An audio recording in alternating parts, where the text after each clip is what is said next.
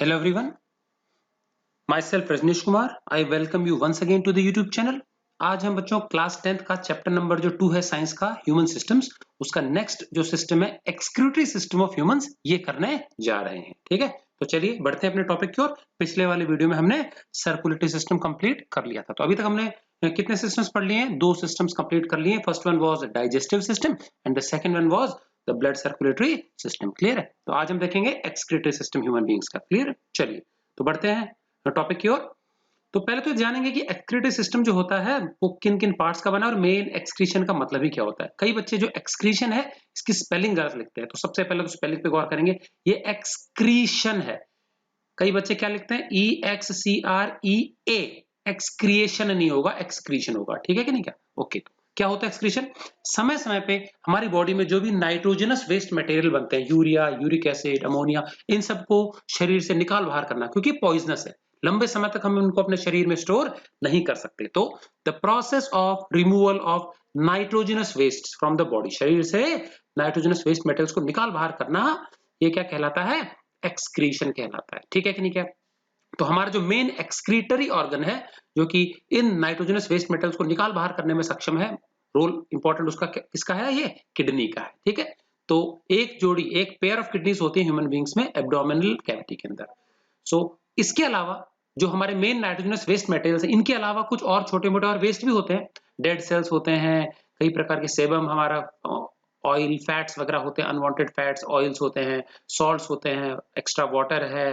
ठीक है कि नहीं? कई मिनरल्स हैं अनवांटेड। तो ये सब चीजें हमारे अलग अलग जगह से निकलती हैं, शरीर से बाहर निकलती हैं। तो अदर एक्सक्रीटरी ऑर्गन्स में क्या क्या आता है? लिवर आ जाता है, जो डेड आरबीसीज को या डेड सेल्स को रिमूव करने का काम करता है। स्प्लीन भी ऐसे ही क्या करता है? डेड आरबीसीज जो होते हैं उनको स्टोर करता है कुछ समय तक और फिर उनको नष्ट कर देता है। ठीक है कि नहीं? क्या और फिर लिवर में इसी प्रकार से बाइल बनता है उन्हीं आरबीसीज से। स्किन है, वो हमारे एक्स्ट्रा जो सॉल्ट है, सेबम होता है ऑयली सिक्रीशन स्किन का, इसको रिमूव करती है। तो उसके अंदर ग्लैंड्स होती हैं, ऑयल स्टोर करने वाली ग्लैंड्स होती हैं सिबेशियस ग्लैंड्स, और स्वेट जमा करने वाली स्वेट ग्लैंड, पसीने की ग्रंथियां। ठीक है, लंग्स होते हैं, इसी कार्बन डाइऑक्साइड को ठिकाने लगाते हैं, उसको बाहर निकालते हैं। लार्ज इंटेस्टाइन जो होती है, हमारा अनडाइजेस्टेड जो सॉलिड फूड होता है उसको बाहर थ्रो आउट करने में हेल्प करती है। समझ में आएगा? और कई प्रकार के जो हमारे मिनरल्स हैं, खासकर क्या, कैल्शियम कार्बोनेट हो गया, CO2 जो होता है कुछ कार्बोनेट्स के रूप में, फॉस्फेट्स के रूप में बाहर निकल जाता है। ठीक, चलिए तो अभी देखेंगे जो हमारा ह्यूमन एक्सक्रीटरी सिस्टम है ये किन किन हिस्सों का बना हुआ है। तो firstly there is a pair of kidneys, एक किडनी का जोड़ा है। किडनी को हिंदी में बच्चों बोलते हैं वृक्क। क्या बोलते हैं इसको? वृक्क बोलते हैं। बहुत कम बच्चों को इसका हिंदी वर्ड पता है, वृक्क। ठीक है कि नहीं? सो पेयर ऑफ किडनीज। ठीक है, अब पेयर ऑफ, या एक और नॉर्मल हिंदी में गुर्दा भी कह सकते हैं इसको। ठीक है, गुर्दे या फिर किडनी मतलब वृक्क। ठीक है, प्रॉपर हिंदी वृक्क होता है। अ पेयर ऑफ यूरेट्रस, ये ट्यूब लाइक स्ट्रक्चर अभी देख लेंगे डायग्राम में। देन यूरिनरी ब्लैडर, जहां पे यूरिन आकर के इकट्ठा होता है, कलेक्ट होता है। And urethra is the tube that takes urine from the bladder to the outside. चलिए तो नीचे डायग्राम देख लेते हैं। जो हमारा यूरिनरी सिस्टम है या एक्सक्रीटरी सिस्टम है, इसके पार्ट्स कौन कौन से हैं। ठीक है, सो ये डायग्राम में देखेंगे हम। ये हमारे एक किडनी का पेयर है, पेयर ऑफ किडनीज ऊपर जो आपको दिख रही है, ये बीन्स के जैसी है, काजू या बीन्स के जैसी ये दिखाई पड़ती है। ठीक है कि नहीं? क्या इसके बाद आ जाता है हमारा यूरेटर। तो हर एक किडनी से एक ट्यूब निकलेगी, ये ट्यूब दोनों तरफ से लीड करके आती है और एक पाउच या bag like, muscular bag like structure में खुलती है। तो ये जो ट्यूब्स हैं इनको यूरेटर बोलते हैं। और ये जो यूरिनरी ब्लैडर है, ये एक मस्कुलर बैग लाइक स्ट्रक्चर है जिसमें कि यूरिन जमा होता है और यहाँ से एक ट्यूब निकलती है which opens to the outside, और यूरिन को ये बाहर पास आउट करते यूरेथ्राई ट्यूब होगी। समझ में आ गया? तो ये हमारे 4 मेन पार्ट्स हो गए ह्यूमन एक्सक्रीटरी सिस्टम। बिल्कुल सिंपल सा डायग्राम है। आगे चलते हैं, इनको थोड़ा सा और डिटेल में जानेंगे। इन हर एक, अब किडनी है, किडनी के अंदर कैसा होता है, क्या होता है। ठीक है, तो सबसे पहले देखेंगे किडनी का जो एक्सटर्नल स्ट्रक्चर है वो कैसा है, और फिर हम बात करेंगे किडनी अंदर से कैसी दिखाई देती है। ठीक है, चलिए। तो किडनी जो बाहर से कैसी होती है एक्सटर्नल स्ट्रक्चर में, डार्क ब्राउन कलर के बीन्स, राजमा देखा होगा आपने बिल्कुल, तो राजमा के शेप की होती है, काजू के जैसे शेप की होती है, बीन्स के जैसी शेप की होती है किडनी। डार्क ब्राउन कलर है इसका। एवरेज वेट जो होता है किडनी का मनुष्य में, हेल्दी अडल्ट में होता है 135 से 150 ग्राम्स तक होता है, हेल्थ पे डिपेंड करता है। देन उसके बाद किडनी जो होती है उसके चारों ओर एक tough fibrous protective capsule covering होती है। हर ऑर्गन के चारों तरफ होती है, तो किडनी के चारों तरफ भी होती है, कैप्सूल बोलते हैं इसको। ठीक है, फाइब्रस प्रोटेक्टिव कैप्सूल। देन कहाँ पे होती है? It is located on the dorsal side of abdomen. हमारा जो एब्डोमेन है, स्टमक वाला रीजन जो है, जहाँ पे थोरेसिक कैविटी के नीचे कैसे एब्डोमेन कहलाता है, तो एब्डोमेन में हमारा डोर्सल साइड, डोर्सल मतलब पीठ की तरफ होता है, जो हमारी रीढ़ की हड्डियों का जो कॉलम है, एक लेफ्ट साइड में एक राइट साइड में, और दोनों की जो पोजीशन है वो either side of the vertebral column, one on either side of the vertebral column, ठीक है कि नहीं का। और दोनों किडनीज के जो ऊंचाई है बॉडी में, लोकेशन उसमें थोड़ा सा फर्क होता है। हमारी ह्यूमन बॉडी में जो हमारा बॉडी का राइट साइड है उसमें लीवर होता है। तो लीवर सबसे बड़ी ग्लैंड है हमारी बॉडी की, तो लीवर क्योंकि राइट साइड में है तो राइट साइड वाली जो किडनी है वो थोड़ी सी नीचे सरक गई है। समझ में आ गया? तो देखो, the right kidney is situated slightly lower than the left one. समझ में आ गया? Due to the presence of liver on right side में लीवर होता है, तो लीवर इतनी जगह घेरता है कि उसने किडनी को नीचे थोड़ा सा खिसका दिया। तो ये ऊपर नीचे होते हैं हमारी बॉडी में, ठीक है। लेफ्ट वाली थोड़ी सी ऊपर होती है, राइट वाली थोड़ी सी नीचे। क्यों? बिकॉज राइट साइड में हमारा लीवर होता है, ठीक है। देन उसके बाद अप्रोक्सीमेट जो डायमेंशन इसका साइज होता है, वो लंबाई है ऐसे में 10 सेंटीमीटर, चौड़ाई है 7 सेंटीमीटर और 4 उसकी मोटाई होती है, ठीक है। तो 10/7/4 सेंटीमीटर उसके डायमेंशन है, मतलब उसका साइज। उसके बाद कॉनकेव पोर्शन जो होता है किडनी का, जहां से रीनल आर्टरी निकलती है बाहर। मैं दिखा देता हूँ किडनी का कॉनकेव पोर्शन कौन सा है। गड्ढा नुमा अंदर वाला जो पोर्शन है, जहां से यूरेटर निकलता है बाहर, ठीक है कि नहीं क्या। ये वाला जो पोर्शन है, ये वाला पोर्शन कॉनकेव पोर्शन, ये ऐसा गड्ढा हो गया ना, दबा हुआ है यहाँ पे, ये उभरा हुआ है डोर्सल पोर्शन है कॉन्वेक्स। ये कॉनकेव पोर्शन जहां से ये बाहर निकलता है यूरेटर, इस रीजन को हाइलम बोलते हैं। क्या बोलते हैं? HILUM, हाइलम, ठीक है कि नहीं क्या। तो नीचे डायग्राम में, नीचे डिस्क्रिप्शन में जो हाइलम लिखा है शब्द, वो यही है, ठीक है। The concave portion of the kidney where the renal artery, renal vein and ureter leave it is called hilum. तो यहीं से क्या है, आर्टरीज और वीन्स लीव करती हैं, एंटर करती हैं, और यूरेटर यहीं से लीव करता है। तो ब्लड कौन लेके आता है? रीनल आर्टरी, ठीक है। आर्टरी ब्लड लेके आएगी, उसी ब्लड को फिल्टर किया जाता है यहाँ पे किडनी के अंदर, और उसकी जो फिल्ट्रेशन यूनिट्स है उसको नेफ्रॉन कहते हैं। फिल्ट्रेशन के बाद में उससे वेस्ट मटेरियल जो होता है यूरिन के फॉर्म में अलग कर लिया जाता है, और उसके बाद में जो फिल्टर्ड ब्लड है, क्लीन ब्लड है, उसको वापस वीन्स के माध्यम से लौटा दिया जाता है। तो जो वो आर्टरी जो कि रीनल आर्टरी है, जो कि ब्लड लेकर के आती है, ये लिवर से चल के आती है। तो लिवर में यूरिया फॉर्मेशन होता है, यूरिया को लेकर के आती है, किडनी में छोड़ जाती है, और फिल्ट्रेशन के बाद में जब वेस्ट रिमूव हो गया तो ब्लड लौट जाता है। तो लौटने के लिए फिर वो रीनल वीन्स है। तो जो आने वाला ब्लड है वो क्या क्या लेके आता है?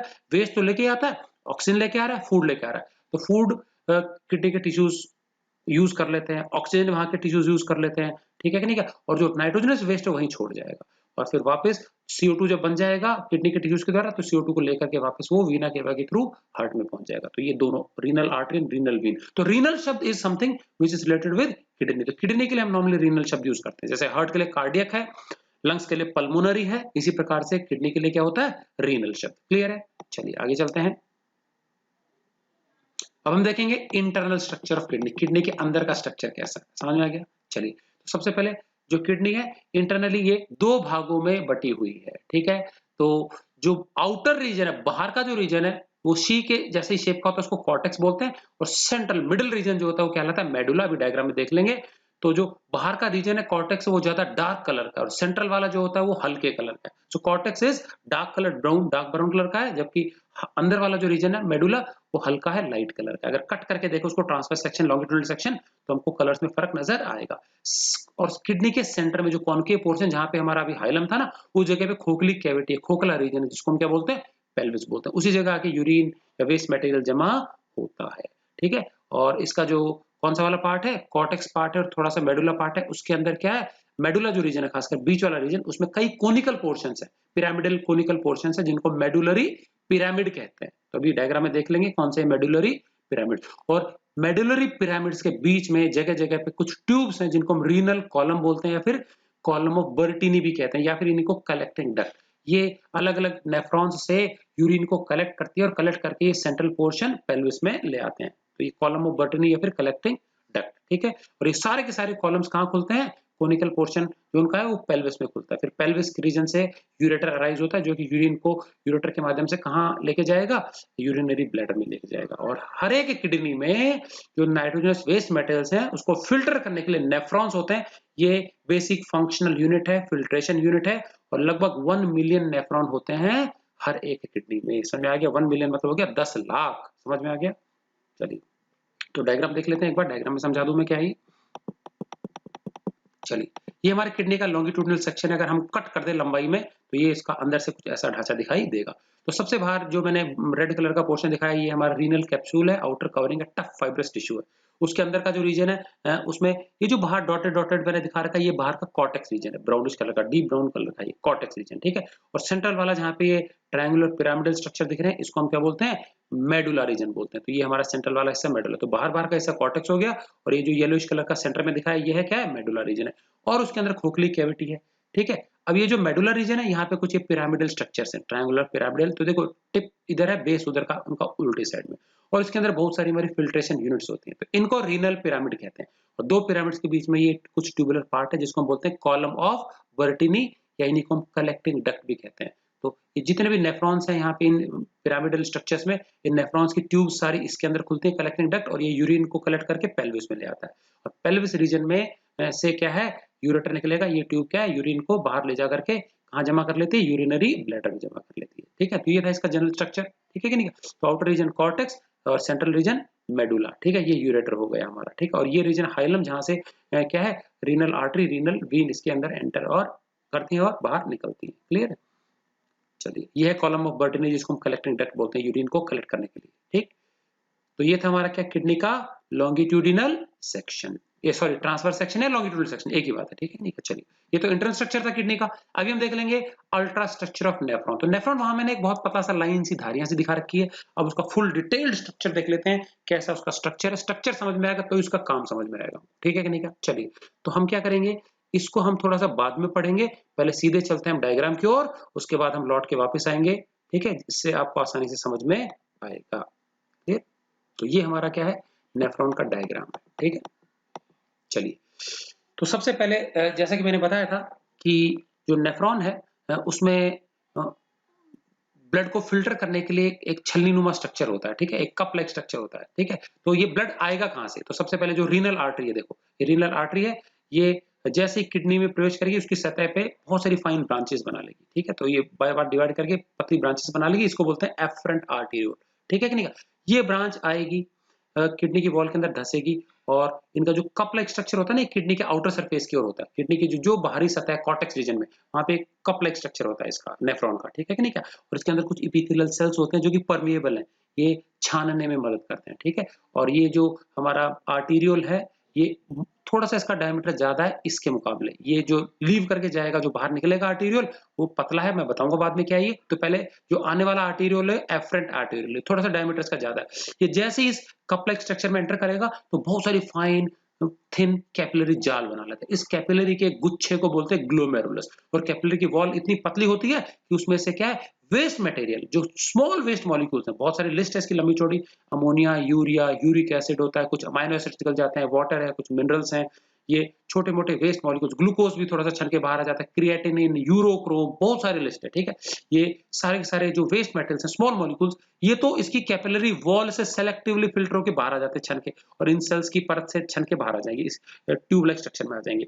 और बड़े बड़े जो प्रोटीन मॉलिक्यूल्स है, ब्लड कर्पस्कल्स है, ब्लड के प्रोटीन्स हैं, एंटीबॉडीज हैं, ये सब ब्लड में ही रह जाते हैं सेलेक्टिवली, सिर्फ वेस्ट मॉलिक्यूल छन के बाहर आते हैं, ठीक है। तो यहाँ जो फिल्ट्रेट है बाहर निकल के आएगा, वो वेस्ट है, यूजफुल मेटेरियल्स ब्लड में रह जाते हैं, और ये ब्लड फिर वापस कैपिलरी ज्वाइन करके एक और छोटे से ट्यूब के माध्यम से, एक और वेसल के माध्यम से बाहर आ जाएगा। तो ये दोनों के दोनों क्या आर्टरीज ही हैं। तो ये है जो ब्लड को लेकर के आता है, थोड़ा सा डायमीटर में मोटा है, एफरेंट आर्टीरियोल, जो लीव करेगा वो डायमीटर में थोड़ा सा पतला है, इफरेंट आर्टीरियोल। तो देखो ब्लड आ तो तेजी से रहा है, आगे वाला ये पतला है, तो पतले वाले पाइप में जल्दी से बाहर नहीं निकलेगा, तो प्रेशर बढ़ जाएगा, और यहाँ बहुत बारीक कैपिलरीज है, तो because of this extra pressure, क्योंकि मोटे ट्यूब से जब भी पतले ट्यूब में कोई भी लिक्विड प्रवेश करता है तो प्रेशर बढ़ जाता है, और इस एडेड प्रेशर से फटाफट स्पीड से बाहर की ओर दबाव लगेगा, तो छन जाता है उसकी कैपिलरी वॉल से।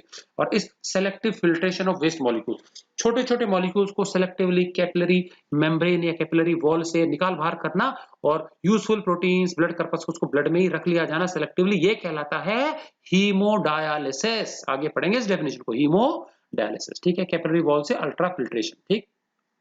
अब ये ब्लड यहाँ से वापस लीव करेगा, इसमें कुछ यूजफुल मटेरियल तो है ही है, साथ में इसमें क्या है, कुछ फूड और ऑक्सीजन भी है, ये किडनी के टिश्यूज को दे देगा यहाँ पे लौट के, तो ये नीचे आएगा और बहुत सारी फाइन ब्रांचेस कैपिलरीज का जाल बना लेगा, ठीक है। अब ये जो कप लाइक स्ट्रक्चर है, इसको कहते हैं बोमेंस कैप्सूल। क्या बोलते हैं, बोमेंस कैप्सूल। बो मतलब धनुष, तो धनुष के जैसे दिख रहा है ये आग के रूप में, बोमेंस कैप्सूल, ठीक है। और ये जो कैपिलरीज का जाल है, इसको बोलते हैं ग्लोमेरुलस। तो ये है जो कि फिल्टर करता है कैपिलरी वॉल के थ्रू, ठीक है। चलिए, तो ये रीनल आर्टरी समझ में आ गया। इसकी जो ब्रांच है एफरेंट आर्टेरियल मोटी है डायमीटर में, जो ब्लड को फीड कर रही है इस कप लाइक स्ट्रक्चर में। ग्लोमेरुलस ये कैपिलरी जाल मैश, ठीक है। उसके बाद बोमस कैप्सूल ये कप लाइक स्ट्रक्चर। अब कप लाइक स्ट्रक्चर से नीचे ये जो ट्यूबुलर पार्ट है ये नीचे उतरेगा, तो इसको हम बोलते हैं लूप ऑफ हेनली। क्या कहते हैं इसको? Loop of Henley. चलिए तो देखेंगे ये।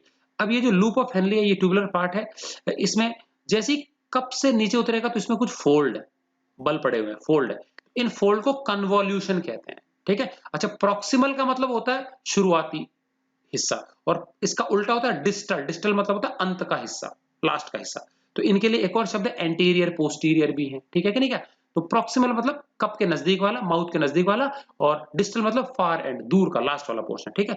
तो ये जो ट्यूब का जो पार्ट है जिसमें फोल्ड पड़े हुए, फोल्ड पड़े होने के कारण इनको कन्वोल्यूटेड ट्यूब्यूल कहते हैं। तो ट्यूब्यूल इसलिए बोला क्योंकि इसका डायमीटर बहुत पतला है, पतली ट्यूब है, ठीक है। तो कन्वोल्यूटेड ट्यूब्यूल है, और क्योंकि ये नजदीक एंड है, ये कप के नजदीक है, तो इसको बोला गया proximal convoluted tubule, PCT short में, ठीक है। इसमें से ये यूरिन ट्रेवल करेगा, ठीक है, ये ट्रेवल करेगा। अब ये ट्यूब सीधी क्यों नहीं है, इतनी लंबी क्यों है? इतनी लंबी इसलिए क्योंकि इस फिल्ट्रेट में वेस्ट मटेरियल के साथ साथ कुछ यूजफुल मटेरियल भी आ गया, स्पेशली कुछ वाटर, ग्लूकोज, मिनरल्स, जो हमारे शरीर के लिए लाभकारी है, ठीक है। पानी हमारा शरीर लूज नहीं करना चाहता, क्योंकि बहुत कम हम पानी पीते हैं, रिक्वायरमेंट से कम ही पीते हैं, तो उसको रिटेन करना होता है। ये यूजफुल मटेरियल को वापस हमारे सिस्टम में खींचने के लिए इस ट्यूब को इतना लंबा बनाया गया, ठीक है। तो ये इतनी लंबी ट्यूब है, ठीक। तो ये शुरुआत में जो इसमें फोल्ड्स हैं ये प्रॉक्सिमल कन्वोल्यूटेड ट्यूब्यूल है। फिर आगे चल के ये ट्यूब्यूल नीचे उतरेगी, तो ये जो नेफ्रॉन का इतना हिस्सा है, ऊपर ऊपर का हिस्सा कप, और ये थोड़ा सा हिस्सा ऊपर का डीसीटी और पीसीटी, ये तो आते हैं कॉर्टेक्स रीजन में। और ये जो लूप है ना, यू शेप की ट्यूब, ये आती है मेडुला रीजन में, सेंट्रल रीजन में, ठीक है। तो ये नीचे उतरेगी ट्यूब में, और नीचे थोड़ा सा स्क्रॉल कर देता हूं, ये कहलाती है लूप ऑफ हेनली, ठीक है। और जो अब लूप ऑफ हेनली में ये ब्रांच है जो कि नीचे की ओर इसमें फिल्ट्रेट आ रहा है, मूव कर रहा है, और फिर यही वापस ऊपर चढ़ने लगेगा। समझ में आ गया कि नहीं? तो ये जो हिस्सा होता है पूरा लूप ऑफ हेनली, ये मेडुला रीजन में होता है। समझ में आ गया? तो ये आर्म जिसमें फिल्ट्रेट नीचे उतर रहा है, इसको बोलते हैं डिसेंडिंग लिम्ब। लिम्ब मतलब भुजा। और ये चढ़ती हुई लिम्ब है जिसमें कि फिल्ट्रेट ऊपर मूव करेगा, असेंडिंग लिम्ब, ठीक है कि नहीं? क्या तो असेंडिंग लिम्ब थोड़ा चौड़ा होता है, ये थोड़ा सा पतला है, ठीक है। चलिए अब ये वापस फिल्ट्रेट ऊपर चलेगा, तो इतना लंबा समझ आ गया क्यों दिया हुआ है? ताकि क्या है, हमारे को रीअब्जॉर्प्शन का टाइम मिल जाए, किसको? यूजफुल मटेरियल्स को। उसके बाद जब इसका एंड आ जाएगा लास्ट पार्ट में, अगेन काफी मोटा और चौड़ा हो जाता है, और इसमें खूब सारे फोल्ड वापस आ जाते हैं, तो अगेन कन्वोल्यूशन आ गए। तो इसको कहा गया डिस्टल कन्वोल्यूटेड ट्यूब्यूल, डीसीटी। और ये डीसीटी जाकर के एक कॉमन क्या है, नली में खुल जाती है। ये नली अभी हमने थोड़ी देर पहले बात की थी, कॉलम ऑफ बर्टनी या फिर कलेक्टिंग डक्ट बोलते हैं, और ये जाकर के फिर आगे जाकर के पेल्विस में खुल जाता है। तो ये देखो और बहुत सारे नेफ्रॉन्स हैं, इनके ये कनेक्शंस यहाँ पे बने हुए हैं, ठीक है। तो सारे नेफ्रॉन्स लाखों लाखों हैं, वो अपने अपने जो वेस्ट मटेरियल्स हैं उसको क्या है, यहाँ पे पोर इन कर देते हैं, और यहाँ से आगे पेल्विस के थ्रू आकर के यूरेटर के थ्रू यूरिनरी ब्लैडर में चला जाएगा। अब इंपॉर्टेंट चीज मैंने बताया कि ये इतना लंबा इसलिए लूप ताकि यहाँ पे यूजफुल मटेरियल्स को रीअब्सॉर्ब किया जा सके। अब ये रीअब्सॉर्प्शन होगा कैसे? अपने आप नहीं होता है। तो मैंने बताया कि क्या ये जो ऊपर से एफरेंट आर्टेरियोल के बाद में जो निकल के बाहर जाएगा ना बोमस कैप्सूल में से, इफरेंट आर्टेरियोल, देखो ये आ गया, ये वापस नीचे आएगा, नीचे आके फाइन कैपिलरीज बना लेगा, ठीक है, टिश्यूज में, ठीक है। और उन कैपिलरीज के माध्यम से अब ये जो इसकी वॉल है, इसकी वॉल में से यूजफुल मेटल छन छन के डिफ्यूजर के माध्यम से बाहर लिम्फ में आ जाता है, लिम्फ में से वो कैपिलरीज वापस उसको यूजफुल मेटल्स को सोख लेते हैं, एब्जॉर्ब कर लेते हैं डिफ्यूजर के माध्यम से, ठीक है। अब इस सारे चीज को, इस पूरे ट्यूबुलर पार्ट में वाटर का और ग्लूकोज का जो रीएब्जॉर्प्शन है उसको कंट्रोल करने के लिए एक बहुत इंपॉर्टेंट हार्मोन है। ये हार्मोन हमारी पिट्यूटरी ग्लैंड के द्वारा सिक्रीट होता है और बनाया जाता है हाइपोथैलेमस ग्लैंड के द्वारा। तो हाइपोथैलेमस ग्लैंड हमारे मस्तिष्क में एक ग्लैंड है, ये ग्लैंड एक हार्मोन बनाती है, एंटी डायूरेटिक हार्मोन, एडीएच, इसी को हम वैसोप्रेसिन भी कहते हैं। ये हार्मोन रिलीज होगा, ब्लड के थ्रू मिक्सअप होकर के बिल्कुल किडनी में आ जाएगा, और ये हार्मोन जो है एडीएच इस ट्यूबुलर पार्ट में वाटर और ग्लूकोज के रीएब्जॉर्प्शन को कंट्रोल करते हैं।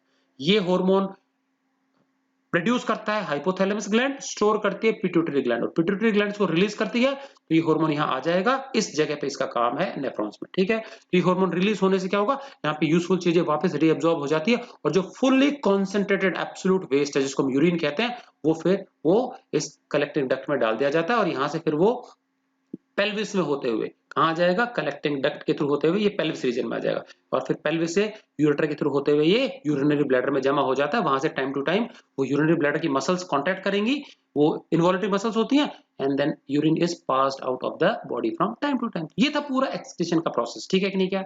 अब उससे पहले जो यूरिया ये कहाँ बनता है, तो अभी हम देखेंगे इसका पूरा फिजियोलॉजी ऑफ एक्सक्रीशन क्या है, स्टेप बाय स्टेप तरीके से, ठीक है। तो अभी हम जो डिटेल्स ऊपर लिखी गई थी वर्बल एक्सप्लेनेशन वो भी पढ़ लेते हैं, ठीक है कि नहीं क्या। चलिए, तो पहले हम देखेंगे स्ट्रक्चर ऑफ नेफ्रॉन और फिर यूरिन का पूरा एक्सक्रीशन का पूरा तरीका समझेंगे, ठीक। चलिए, तो ultra structure of nephron. Nephron is the structural and functional unit of kidney. Kidney की ये क्या है, स्ट्रक्चरल इकाई है, संरचनात्मक इकाई है, और फंक्शनल मतलब क्रियात्मक इकाई। स्ट्रक्चर का निर्माण, मेन कामकाज इकाई यही है, छानने का काम यही करती है ब्लड को, वेस्ट रिमूवल का, और ये क्या फंक्शनल इकाई भी है। तो निर्माण स्ट्रक्चर, क्योंकि भरे पड़े ऐसे स्ट्रक्चर्स इसके अंदर किडनी के अंदर, ठीक है कि नहीं क्या। और कामकाज फिल्ट्रेशन का काम यही करती है, तो फंक्शनल इकाई भी, इसके बिना किडनी का काम नहीं होगा, ठीक। चलिए, at the anterior end, anterior मतलब मैंने बताया ना कप वाला जो हिस्सा है, there is a cup like structure. जो शुरुआती पार्ट है उसका बाहर की ओर, वहां पे कप जैसा स्ट्रक्चर जिसको बोलते हैं बोमन्स कैप्सूल, और उसमें क्या होता है, कैपिलरीज का जाल है, which contains a mesh, mesh मतलब पूरा जाल, गुच्छा, fine mesh of capillaries, capillaries का गुच्छा है, इसको ग्लोमेरुलस कहा जाता है। जी पर गुच्छा, जी पर ग्लोमेरुलस, तो ढंग से इसको प्रोनाउंस ढंग से करेंगे, glomerulus, clear. The capsule Leeds into a fine tubule, फिर कैप्सूल से ही बाहर एक पतली सी ट्यूब्यूल निकली, तो ट्यूब से भी छोटा डायमीटर, इसलिए ट्यूब्यूल बोला है। The anterior end of which has folds, और उसका जो शुरुआती एंड है मैंने बताया ना कप के जस्ट नीचे, उसमें कुछ फोल्ड्स हैं, और फोल्ड को कन्वोल्यूशन बोलते हैं, इसलिए इसको कहा गया है, hence it is called proximal convoluted tubule. Proximal मतलब पास वाला, कप के पास वाला, नजदीकी, प्रॉक्सिमा मतलब नजदीक होता है, तो प्रॉक्सिमल कन्वोल्यूटेड ट्यूब्यूल, कन्वोल्यूटेड मतलब उसमें फोल्ड है, और ट्यूब्यूल मतलब उसका डायमीटर बहुत ही कम। पीसीटी, तो शॉर्ट में भी इसको हम पीसीटी बोलेंगे। इट डिसेंड्स डाउन, नीचे उतरती है, takes U turn, U shape का टर्न लेती है मेडुला रीजन में, ठीक है। और ये जो यू शेप का जो लूप है, इसी को हम लूप ऑफ हेनली कहते हैं। लूप ऑफ हेनली की दो ब्रांचेस हैं, डिसेंडिंग लिम्ब, असेंडिंग लिम्ब, ठीक है। अब ये लूप ऑफ हेनली जहां खत्म होगी, उसके बाद लास्ट वाला जो हिस्सा होगा वो चौड़ा है, ब्रॉड है, पहले वाला नैरो था प्रॉक्सिमल वाला, ये चौड़ा है, एंड कॉइल, बहुत ज्यादा उसमें कॉइल्स हैं, टर्न्स हैं, और ये कहलाता है डीसीटी, मतलब डिस्टल कन्वोल्यूटेड ट्यूब्यूल। डिस्टल मतलब फार एंड, दूर का, लास्ट वाला छोर। वेरियस डीसीटीज, और दुनिया भर के जो नेफ्रॉन्स हैं उन सबके डीसीटीज जो होते हैं वो जुड़ते हैं कॉमन कलेक्टिंग डक्ट में, और एक कॉमन कलेक्टिंग डक्ट जो होती है एक फनल शेप्ड स्ट्रक्चर में खुलता है, जिसको पेल्विस बोलते हैं। फिर पेल्विस से क्या निकलेगा, यूरेटर, जो कि यूरिन को कहां ले जाएगा, यूरिनरी ब्लैडर में ले जाएगा, ठीक है। तो ये डायग्राम हमने देख लिया, समझ में आ गया, इसको ढंग से अच्छे से ड्रॉ कर लेंगे आप लोग, क्लियर है, समझ में आ गया डायग्राम, 9th में भी हम पढ़ चुके हैं ये चीजें, ठीक। चलिए, तो आगे चलते हैं हम, फंक्शन ऑफ नेफ्रॉन। अब ये नेफ्रॉन काम कैसे करता है, एग्जैक्ट इसका काम क्या है, तो इसके पूरे काम की शुरुआत से पहले हम देखेंगे यूरिया कैसे बनता है, कहां पे, लिवर के अंदर। तो इसका स्टार्टिंग होती है एक्सक्रीशन की यूरिया से, यूरिया फॉर्मेशन से, ठीक है। तो सबसे पहला स्टेप देखेंगे, तो ये है, इसके बारे में कई तरह से क्वेश्चन आता है, explain the function of nephron, how does nephron produce urine, explain the process of urine excretion, explain the physiology of excretion in humans. Physiology मतलब प्रक्रिया, एक्सक्रीशन की प्रक्रिया, यूरिन फॉर्मेशन और रिलीज की प्रक्रिया, ठीक है। तो कई नामों से आता है, ध्यान से समझ लेंगे। स्ट्रक्चर पूछा जाए तो डायग्राम और खाली नेफ्रॉन का स्ट्रक्चर बताना है, ठीक है। चलिए, first step, the main nitrogenous waste form in our body is ammonia. तो नॉर्मली जब हम प्रोटीन को मेटाबोलाइज करते हैं, डाइजेस्ट करते हैं, तो उसका जो, जैसे हमारे कार्बोहाइड्रेट का डाइजेशन प्रोडक्ट CO2 है, बहुत ज्यादा पॉइजनस नहीं है, लंग्स के थ्रू एलिमिनेट कर देते हैं, लेकिन प्रोटीन का जो डाइजेशन प्रोडक्ट है वो अमोनिया होता है, वेस्ट, ये गैस है, हाईली वाटर सोल्यूबल है और टॉक्सिक बहुत है। तो ये अमोनिया हमारे प्लाज्मा में, वाटर में घुल जाती है, और वहां से घुल के ये पहुंचती है लीवर के पास। लीवर इसको थोड़े से कम जहरीले, कम टॉक्सिक मटेरियल यूरिया में कन्वर्ट कर देता है। तो अमोनिया को ज्यादा लंबे समय तक हम क्या है, स्टोर नहीं कर सकते, जबकि यूरिया को थोड़ा ज्यादा समय तक हमारे शरीर में स्टोर कर सकते हैं। यही कारण है कि ammonia is converted into urea. समझ में आ गया कि नहीं गया। तो देखो क्या है, the main nitrogenous waste formed in our body is ammonia, NH3, which is highly toxic, बहुत ज्यादा ये जहरीला है, टॉक्सिक है। Blood carries it to liver, और ब्लड इसको घोल के कहां ले जाता है, प्लाज्मा के थ्रू लीवर में ले जाता है, where it combines with CO2, और वहां पे लीवर में ये कार्बन डाइऑक्साइड के मॉलिक्यूल, एक मॉलिक्यूल, इसके दो मॉलिक्यूल्स, इसका एक मॉलिक्यूल कंबाइन होकर लेस टॉक्सिक, थोड़ा कम जहरीला यूरिया बन जाता है, जो थोड़ा ज्यादा समय तक हम स्टोर कर सकते हैं। ये प्रोसेस कहलाता है ऑर्निथिन साइकिल। एनर्जी खर्च होती है ATP के रूप में, एंजाइम लगती है ऑर्गेनेज, लीवर में होता है काम। तो देखते हैं एग्जैक्ट रिएक्शन क्या है, दो मॉलिक्यूल्स अमोनिया के NH3, एक मॉलिक्यूल कार्बन डाइऑक्साइड का, तो ये हमारे कार्बोहाइड्रेट मेटाबॉलिज्म का प्रोडक्ट है, ये प्रोटीन मेटाबॉलिज्म का प्रोडक्ट है। अब क्या होगा, एंजाइम लगेगी ऑर्गेनेज, और जो 3 ATP में एनर्जी खर्च होगी। ध्यान देना, एनर्जी रिलीज कब होती है, ब्रेकडाउन में, जब बड़ा मॉलिक्यूल टूटता है, कैटाबोलिक एक्टिविटी, एनर्जी रिलीज होती है। जुड़ना है, छोटे मॉलिक्यूल्स को जोड़ के बड़ा बनाना है, सिंथेसिस करना है, एनर्जी लगेगी, ठीक है, जोड़ने में एनर्जी लगेगी। तो लीवर में काम होगा, क्या बन जाएगा हमारा, ओके, तो क्या बन जाएगा, देखेंगे, इधर से H निकलेगा, इधर से H निकलेगा, इधर से O निकलेगा, तो OHH, तो H2O वाटर निकलेगा, ये रहा वाटर। अब ये जो N इधर से H निकल गया तो NH2 बच गया, इधर भी NH2 बच गया और बीच में CO बच गया, तो NH2CO NH2, ये हमारा फॉर्मूला है यूरिया का। ठीक है, तो बॉन्डिंग वगैरह ज्यादा डिटेल में जाना नहीं है, आपको ऑर्गेनिक केमिस्ट्री कार्बन कंपाउंड्स पढ़ाएंगे तो वहां उसका स्ट्रक्चर बता दिया जाएगा। तो ये है यूरिया, ये थोड़ा सा कम टॉक्सिक है।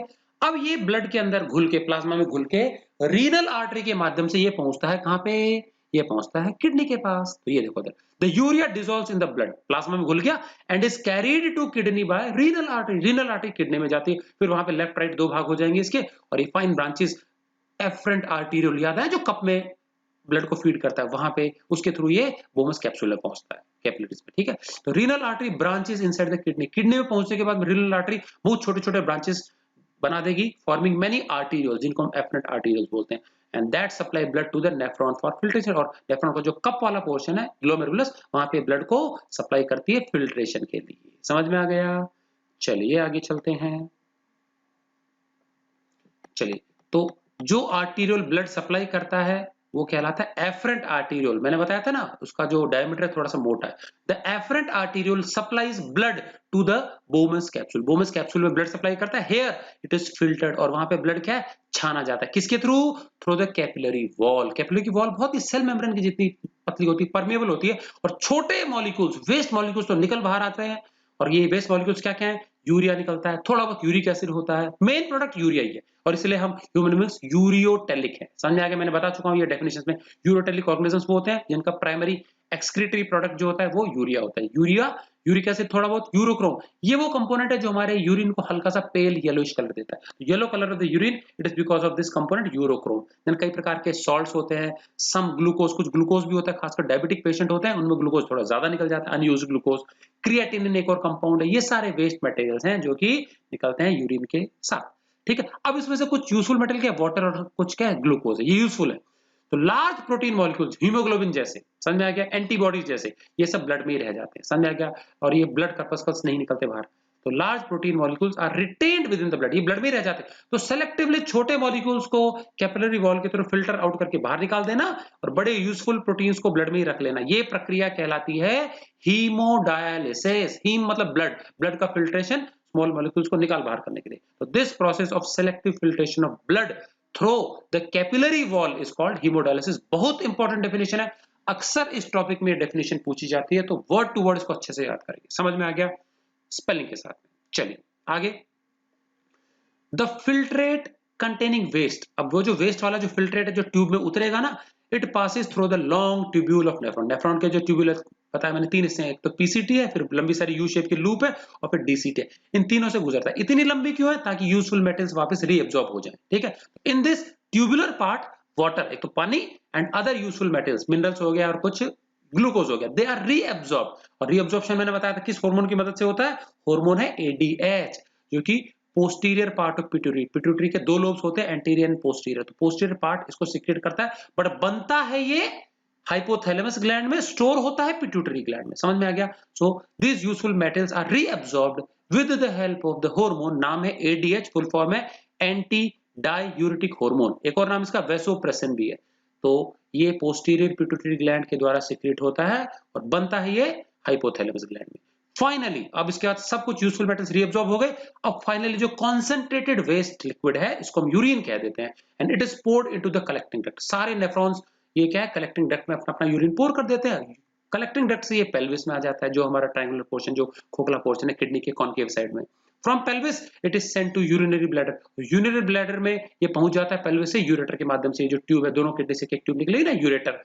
When the urinary bladder is full, जब यूरिनरी ब्लैडर भर जाता है यूरिन से, तो दबाव जब लगता है तो इसकी मसल्स कांटेक्ट होती हैं, वो इनवॉलंटरी मसल्स हैं, स्मूथ मसल्स, ये कांटेक्ट होंगी, एंड यूरिन जब स्क्वीज होगा वो ब्लैडर, तो urine is passed out of the body through urethra, urethra के माध्यम से वो बॉडी से बाहर पास आउट कर दिया जाता है। और एक जो एवरेज हेल्दी पर्सन है, healthy adult fully grown up person जो है, उसका यूरिन आउटपुट लगभग लगभग 1.5 लीटर प्रतिदिन होता है। और ये वाटर इनटेक पे भी डिपेंड करता है। एक पर्सन को एवरेज 18 से 20 ग्लास पानी या नियरली 3 to 4 लीटर पानी डेली पीना चाहिए, ताकि जिससे हमारा बॉडी सिस्टम ठीक रहता है, और ये जो वाटर है हमारे बॉडी सिस्टम को क्लीन रखता है। फिल्ट्रेशन के माध्यम से वेस्ट रिमूवल के लिए पानी बहुत जरूरी है, पानी नहीं पियेंगे तो वेस्ट हमारे शरीर में ही पड़े रह जाएंगे। ठीक है ना? चलिए अब हमारे पास एक डायबिटीज का प्रकार है, हम एक डायबिटीज पहले देख चुके हैं चैप्टर नंबर 1 में, डायबिटीज मेलिटस, मधुमेह जो इंसुलिन की कमी से होता है। ये एक और दूसरी डायबिटीज है।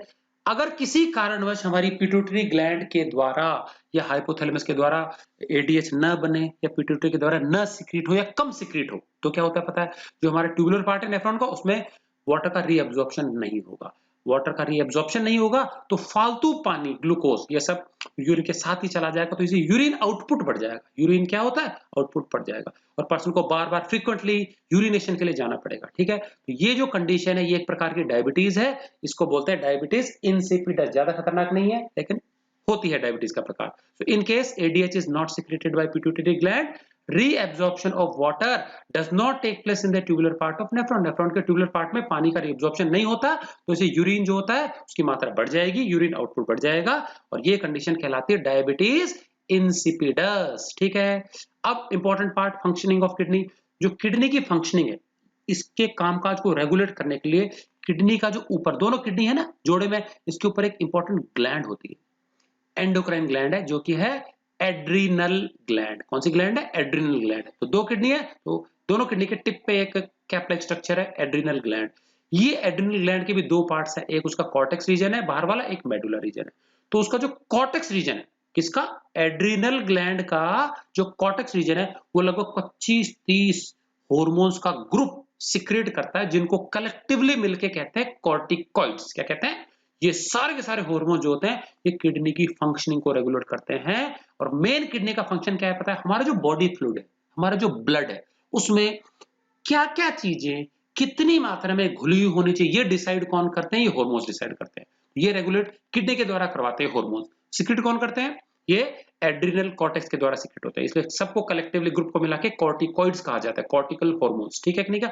तो किडनी में ये क्या करते हैं भाई? हमारे ब्लड के अंदर हर चीज का एक प्रॉपर कॉन्सेंट्रेशन जरूरी है। मिनरल्स है, आयंस है, सोडियम पोटेशियम आयंस है, सॉल्ट्स हैं, देन प्लाज्मा का लेवल है, ग्लूकोज का लेवल है, ये सब प्रॉपर मात्रा में हो जाए, सबका एक फिक्स कॉन्सेंट्रेशन होता है। अब अगर कमी है तो यूरिन में अगर फालतू जा रहा है तो उसे खींच करके ब्लड में बढ़ा दिया जाएगा, ज्यादा है तो ब्लड से निकाल करके यूरिन में फेंक दिया जाएगा। तो ये काम जो होता है ये प्रॉपर इलेक्ट्रोलाइटिक बैलेंस, कंसंट्रेशन बनाए रखता है किडनी इनकी मदद से। समझ में आ गया कि नहीं? क्या? तो they help in maintaining the electrolytic balance, blood का जो कंसंट्रेशन है प्रॉपर वो बनाए रखता है उसके अलग अलग चीजों का ब्लड के अंदर, और इस चीज को कहते हैं ऑस्मोरेगुलेशन। तो प्रॉपर वर्ड समझ में आ गया?